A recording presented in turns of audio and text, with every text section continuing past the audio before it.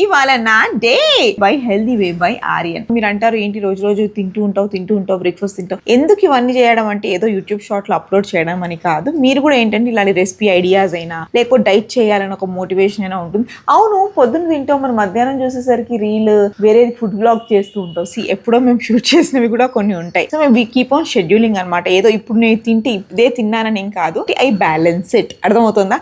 అర్థం అవ్వడానికి మా ఆయనకి ఇన్నేళ్ళు పట్టింది. మీకు అర్థం అవ్వాలంటే మన 1 మిలియన్ సబ్స్క్రైబర్స్ అయ్యాక అర్థమవుతుంది. ఎనీవేస్, ఇప్పుడు ఏంటి అంటే ఇవాళ మార్నింగ్ నాకు వచ్చేసింది వీట్ గ్రాస్ షాట్. ఇది పడకడుపున తాగాలి. నేను ఇవన్నీ డైట్ చేస్తే నాకు అర్థమైంది ఏంటి అంటే, నేను ముందు ఇలా ఫుడ్ని చూస్తే ఫుడ్ ఫుడ్ ఫుడ్ ఫుడ్ అనేదాన్ని. ఇప్పుడు అలా లేదు. ఏది కనిపించినా ఓకే ఫుడ్ కదా, ఓకే అలా అయిపోయా నేను. ఎనీవేస్, ఇది వచ్చేసి పార్స్లీ కుకుంబర్ జ్యూస్.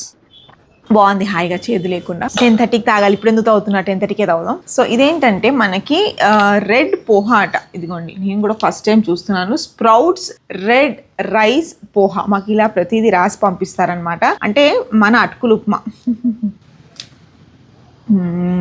చూసి ఫస్ట్ చుడువలాగా ఉంటుందేమో అనుకున్నా, రైస్తో పోహా ఏంటి అనుకున్నా, కానీ బాగుంది. అలాగే 10:30, 11కి తింటా కదా, తినడానికి papaya, fat burner. My breakfast is very burning today, very nice. What's your breakfast?